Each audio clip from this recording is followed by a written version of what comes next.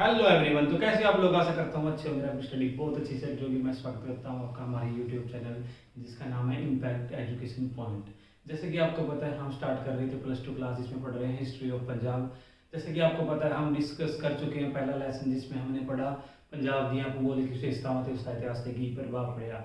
उसके बाद अगर आपने अभी तक ये वीडियो नहीं देखी तो इस वीडियो की डिस्क्रिप्शन में उसका लिंक मिल जाएगा, पहले उसको क्लिक करके आप वो वीडियो जरूर देख लें। और आज हम डिस्कस करेंगे सेकंड चैप्टर +2 क्लास का जो हिस्ट्री सिलेबस के अंदर आता है। तो क्या नाम है, पंजाब के ऐतिहासिक सोमे। और बिल्कुल डीपली पढ़ेंगे, कोई किसी भी तरह की आपका कॉन्सेप्ट बिल्कुल क्लियर होगा, कोई डाउट नहीं आने देंगे। तो आज सबसे पहले हम डिस्कस करेंगे सोमे क्या होता है, सोर्सेज, जिसको मतलब किसी के देश को इतिहास को जानने के से पहले हमारे पास क्या होनी चाहिए, एविडेंस होनी चाहिए, सोमे होनी चाहिए, ताकि हम जान सके पुराने टाइम में क्या क्या बातें हुई, कौन कौन सी लड़ाइयाँ हुई, कितने ग्रंथ हुए, कितने पुराने स्मारक, ऐतिहासिक लड़ाइयाँ, ऐसे। तो नॉर्मल वे में दो तरह के होते हैं सोर्सेज, एक लिटरेरी एक नॉन लिटरेरी, जिसमें हम क्या साहित्यिक पुस्तकें और उसके बाद जितने भी पुराने सिक्के हैं, इमारतें हैं, पुराने शहर हैं, चित्रकला है, जितने भी।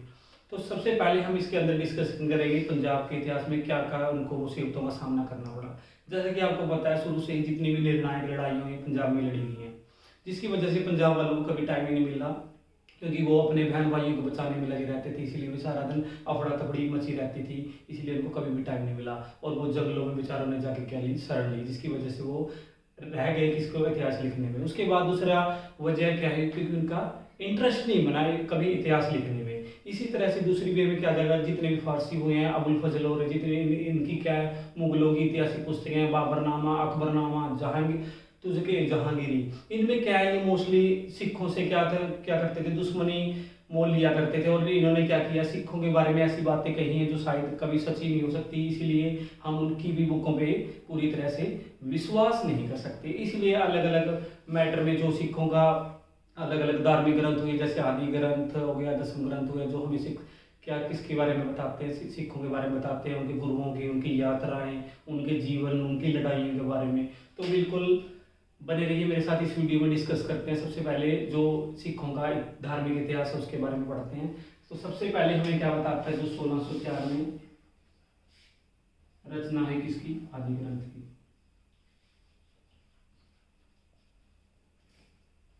जो किसने की, गुरु अर्जन देव जी ने।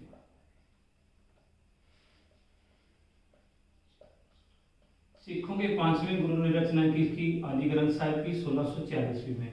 उसके बाद 1721 में रचना हुई दसम ग्रंथ की,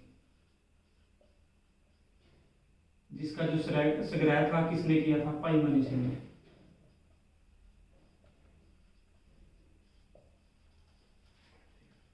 जो हमें गुरु गोविंद सिंह के जीवन और उनकी यात्राओं के बारे में, जितनी उनकी रचनाएं उसके बारे में बताते हैं, जिसमें मोस्टली गुरु गोविंद सिंह की जो महत्वपूर्ण रचनाएं हैं, जिसमें से सबसे पहला है विचित्र नाटक,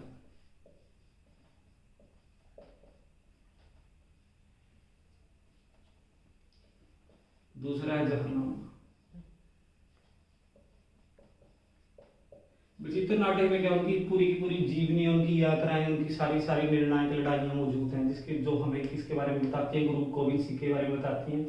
उसके बाद जफरनामा क्या है, फारसी भाषा में लिखी हुई एक चिट्ठी है।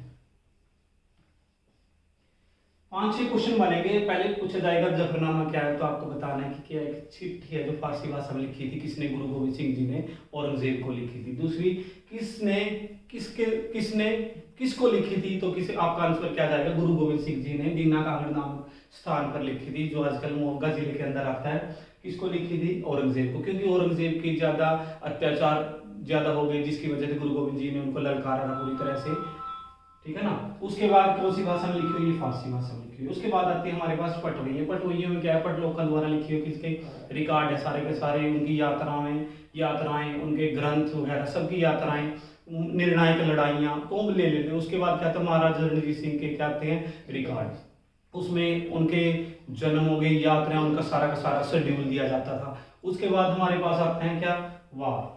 भाई गुरदास जी ने टोटल कितनी वार है दर्ज इसमें, दसम ग्रंथ में, टोटल 39।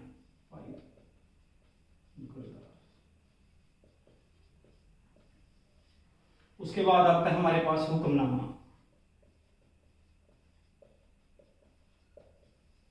हुक्मनामा का मतलब क्या होता है, गुरु परिवार द्वारा दिए जाने के वाले क्या आदेश, मैं कहने का मतलब निर्देश। गुरु परिवार वाले परिवारों पहले क्या करते थे, मतलब जो भी गुरु होते थे आदेश देते थे, और उनके आदेश को माने सिर्फ क्या बोला जाता था, परमात्मा का आखिरी संदेश माना जाता, तो उनको कभी कोई चेंज नहीं कर सकता। तो जो मतलब गुरुओं ने बोल दिया सारे क्या है, सिर झुकाकर उनको मान लिया करते थे, ठीक है ना। उनका उद्देश्य है आखिरी माना जाता था। कहने का मतलब इसमें टोटल कितने हुक्मनामे मिले, 89, जिसमें से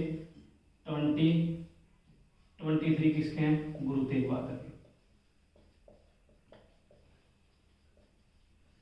23 गुरु तेग बहादुर के हुक्मनामे हैं, और जिसके अंदर 34 गुरु गोविंद सिंह के।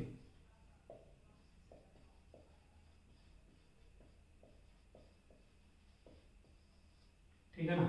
उसके बाद आता है हमारे पास क्या है, जितने भी तीर्थ स्थान हुए हैं किसके, सिखों के, अमृतसर, पाउटा साहिब, तरन तारण, करतारपुर, जितने भी हमारे पुराने टाइम में जितने भी शहर हुए हैं, वो हमें क्या बताते हैं उस टाइम की घटनाएं, उनके चित्र, स्मारक, जिनसे हम अंदाजा लगा सके पुराने टाइम में ये स्मारक था। इनसे हमें क्या, जितने भी गुरुद्वारे वगैरह हैं, जो आदि ग्रंथ हमें क्या बताते हैं, 10वें गुरुओं के बारे में बताते हैं कि उनका इतिहास क्या हुआ, उनके माता पिताओं के बारे में, जितनी उनकी हिस्ट्री में घटनाएं हुई हैं सारी की सारी हमें क्या बताती हैं, उनके इतिहास के बारे में पूरा का पूरा क्या, जो ये धार्मिक ग्रंथ है हमें सारी की सारी शिक्षाएं देते हैं 10वें गुरु के। उसके बाद 99वें गुरु ग्रंथ साहिब को तो 11वें गुरु का दर्जा दिया जाता है, क्योंकि गुरु गोविंद सिंह जी ने, जैसे इस ग्रंथ में लिखा हुआ है, गुरु गोविंद सिंह जी ने 1699 में खालसा पंथ की स्थापना की थी। जैसे 5 प्यारों को अमृत छकाकर उनको बलवान बनाया था, मतलब अच्छा सिख बनाया था, उनको लड़ने की प्रेरणा दी थी गुरु गोविंद सिंह जी ने। और इस वे से देखें तो गुरु नानक देव जी ने सिख धर्म का क्या कि फाउंडर बने, सिख धर्म के, सिख धर्म को एक विशेष राह दी, और उन्होंने लंगर प्रथा चलाई जो आज तक भी चल रही है। उसके बाद मोस्टली तो इस लेसन में यही था।